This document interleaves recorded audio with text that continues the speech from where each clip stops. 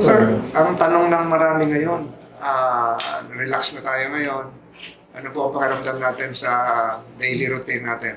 Well, retired ako and I am enjoying actually life sa retirement days ko.